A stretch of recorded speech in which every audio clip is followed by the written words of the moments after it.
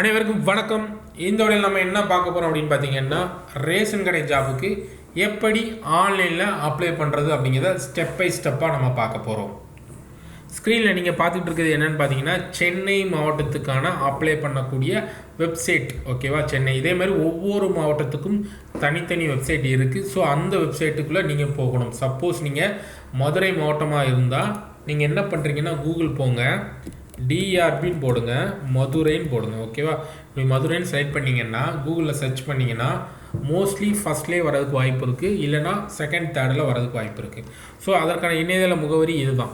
Okay, ஒவ்வொரு மாவட்டத்துக்கும் எப்படி இருக்குன்னா டிஆர்பின்னு போட்டு அந்த மாவட்டம் இருக்கும். ஓகே, சப்போஸ் விருதுநகராக இருந்ததுன்னா டிஆர்பி விருதுநகர்.net இருக்கும். ஸோ இதே மாதிரி தான் இதான் இணையதள முகவரி. ஃபஸ்ட்டு அந்த வெப்சைட்டுக்குள்ளே போகிறீங்க. உங்களுக்குள்ளே நீங்கள் எந்த மாவட்டத்துக்கு விண்ணப்பிக்க போகிறீங்களோ அந்த மாவட்டத்துக்கான வெப்சைட்டுக்குள்ளே போய்க்கோங்க. அந்த மாவட்டத்துக்குள்ள வெப்சைட்டுக்குள்ளே போனதுக்கப்புறமா இங்கே அப்ளை பண்ணுற லிங்க் காட்டும். ஓகே, இப்போதைக்கு சென்னை மாவட்டத்துக்குள்ள நான் இருக்கிறேன்.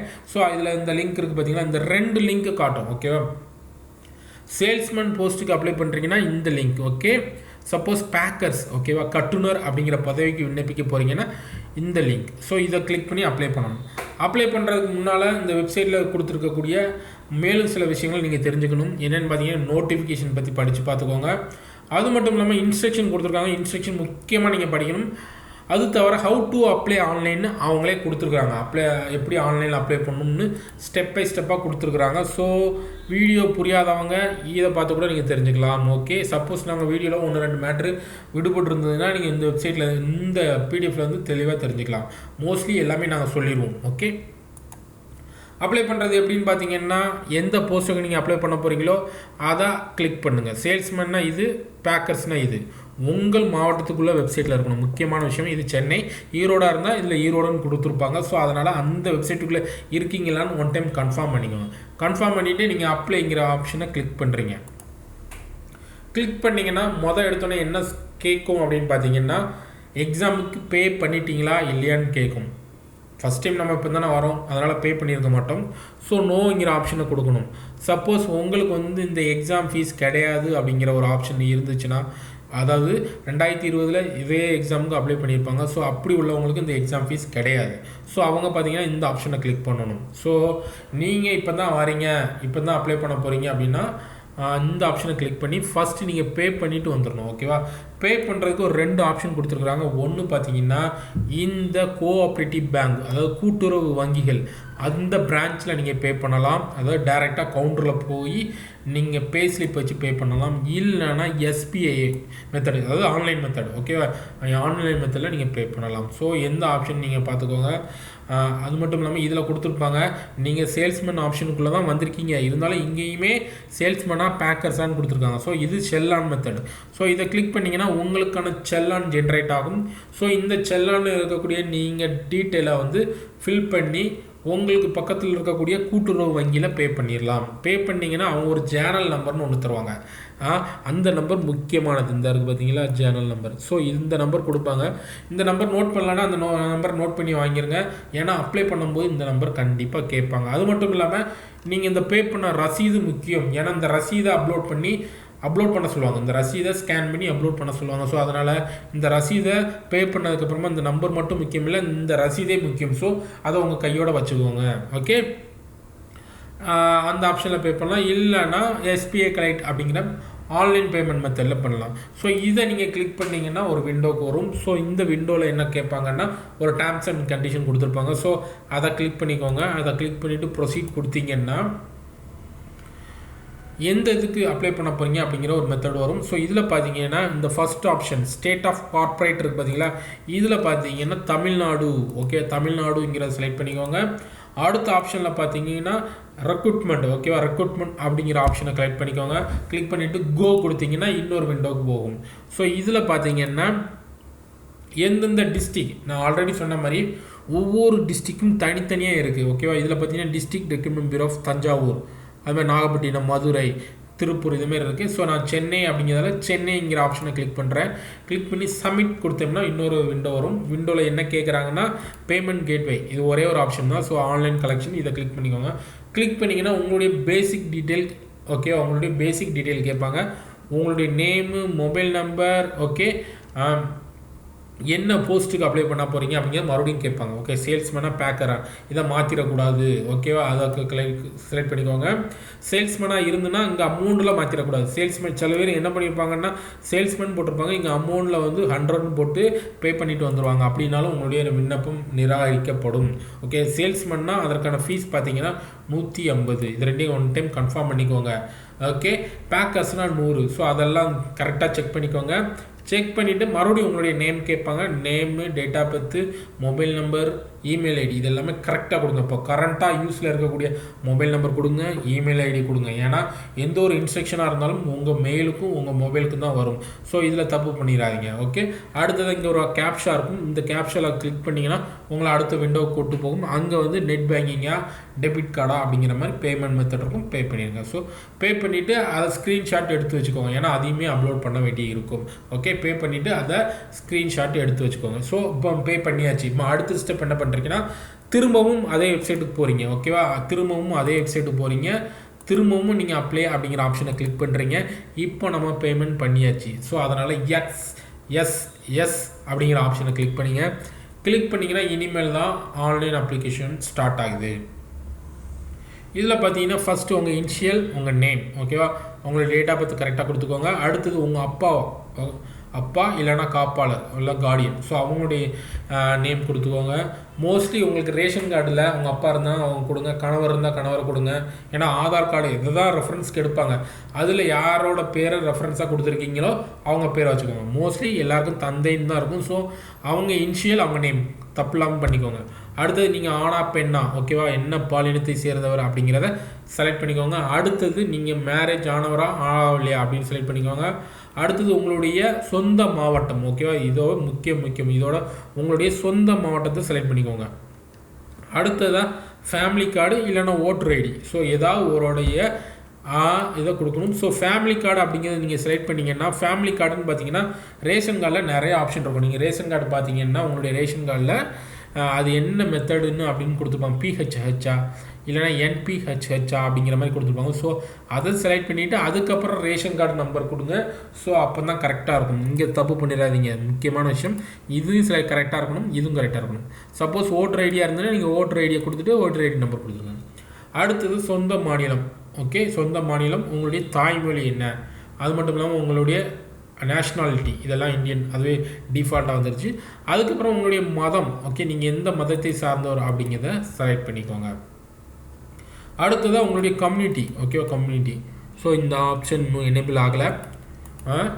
சில டைம் இப்படி தான் வரும், சர்வர் ப்ராப்ளமாக இருந்ததுன்னா இப்படி தான் வரும். ஸோ அதனால் நீங்கள் அப்ளை பண்ணுறது எப்போவுமே இன்றைக்கி ஆன்லைன் ஓப்பன் ஆகுதுன்னா இன்றைக்கே அப்ளை பண்ணணும் அப்படின்னு கிடையாது. ஒரு 2-3 நாள் வெயிட் பண்ணுங்கள்.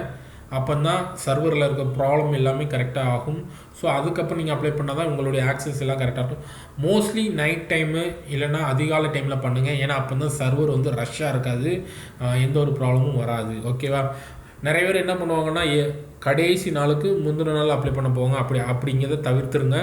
முடிஞ்ச அளவுக்கு 2 நாட்களுக்கும் இடைப்பட்டது. ஓகேவா, அந்த டைமிங்கில் நீங்கள் அப்ளை பண்ணுங்கள்.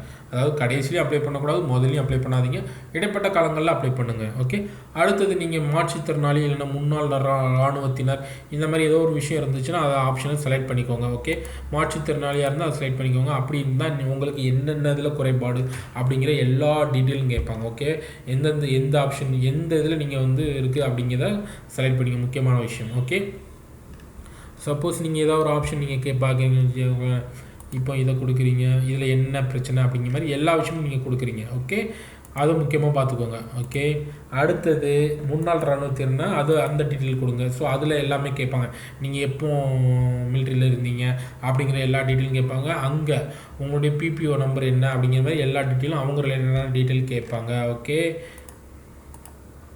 அடுத்ததாக என்ன ஆப்ஷன் கொடுத்துருக்காங்கன்னா, நீங்கள் வந்து தேர்வாணையத்தால் எப்போமாவது விலக்கி வைக்கப்பட்டீர்களா அப்படின்னு கேட்பாங்க. அதாவது நீங்கள் எப்போமாவது எக்ஸாமில் வந்து உங்களை டிஸ்குவாலிஃபை பண்ணியிருக்காங்களான்னு கேட்பாங்க. ஸோ மேக்ஸிமம் யாருக்கும் அப்படி இருக்காது. ஸோ அப்படி இருந்துச்சுன்னா என்ன ரீசன் அப்படிங்கிறது சொல்ல வேண்டியிருக்கும். ஸோ என்ன ரீசன் அப்படிங்கிறத சொல்ல வேண்டியிருக்கும். மேக்ஸிமம் யாருக்கும் இருக்காது. ஸோ இல்லைங்கிறத கொடுத்துக்கோங்க. அடுத்தது நீங்கள் ஆல்ரெடி ஒர்க் பண்ணிகிட்டு இருக்கீங்களான்னு கேட்பாங்க. ஸோ ஒர்க் பண்ணிகிட்டு இருந்தீங்கன்னா கண்டிப்பாக கொடுக்கணும். கவர்மெண்ட் எம்ப்ளாயாக இருந்தால் கண்டிப்பாக இது ரொம்ப ரொம்ப முக்கியமான விஷயம். ஸோ இல்லைன்னா இல்லைன்னு கொடுத்துருங்க. அடுத்தது உங்களுக்கு ஏதாவது ஒரு ஸ்பெஷல் நீங்கள் உங்களுக்கு ஏதாவது முன்னுரிமை இருக்கா அப்படிங்கிற மாதிரி இந்த ஆணையன் அரசாணையன் இதுபடி நீங்கள் வந்து உங்களுக்கு ஏதாவது முன்னுரிமை கோரி இருக்கீங்களா அப்படின்னு கேட்டிருக்காங்க. எஸ்னா எஸ் இல்லைன்னா இல்லைன்னு கொடுத்துக்கோங்க. அடுத்ததாக நம்ம என்ட்ரு பண்ண வேண்டிய விஷயம் என்னென்னு பார்த்தீங்கன்னா நம்மளுடைய கல்வி தகுதி. ஓகேவா? சேல்ஸ்மேனை பொறுத்தளவில் ஹெச்எஸ்சி அதாவது 12 முடிச்சிருக்கணும், இல்லைன்னா 12க்கு இணையான கல்வி தகுதி. 12க்கு இணையான கல்வி தகுதினா டிப்ளமோ. ஓகே, அதுதான் 12க்கு இணையான கல்வி தகுதி. ஸோ அதை நீங்கள் செலக்ட் பண்ணிக்கலாம். அதுக்கப்புறம் உங்களுடைய certificate number. Okay, certificate number முக்கியமான விஷயம். உங்களுடைய மார்க் ஷீட் நம்பர். ஓகேவா? இது வேறு ஒன்றும் இல்லை. சர்டிஃபிகேட் நம்பர்னால் மார்க் ஷீட்டில் இருக்கும் பார்த்தீங்களா, டிஎன்பிசின்னு அப்ளை பண்ணியிருப்பீங்க, அந்த மார்க் ஷீட்டில் இருக்கக்கூடிய நம்பர், உங்களுடைய ரிஜிஸ்ட்ரேஷன் நம்பர், அது எல்லாமே மார்க் ஷீட்டில் இருக்கும். நீங்கள் எவ்வளோ மார்க் வாங்கினீங்க அப்படிங்கிற விஷயங்கள் எல்லாமே இருக்கும். எவ்வளோ மார்க், அதாவது மொத்த மதிப்பெண், அதாவது அப்போதைக்கு, அதாவது நான் எங்களுக்கு நான் எப்படின்னா 1200க்கு நான் எவ்வளோ மார்க்குன்னு போட்டிருப்போம். இப்போ உள்ளவங்களுக்கு 600 மார்க்கு. ஸோ அதனால் மொத்த மதிப்பெண் எவ்வளவு, அதில் நீங்கள் வாங்கின மதிப்பெண் எவ்வளோ அப்படிங்கிறத மென்ஷன் பண்ணணும். அதுக்கப்புறம் பர்சன்டேஜ் இங்கே ஆட்டோமேட்டிக்காக ஜென்ரேட் ஆயிரும். ஓகே, அடுத்து என்ன மொழியில் நீங்கள் படித்தீங்க அப்படிங்கிறத மென்ஷன் பண்ணணும்.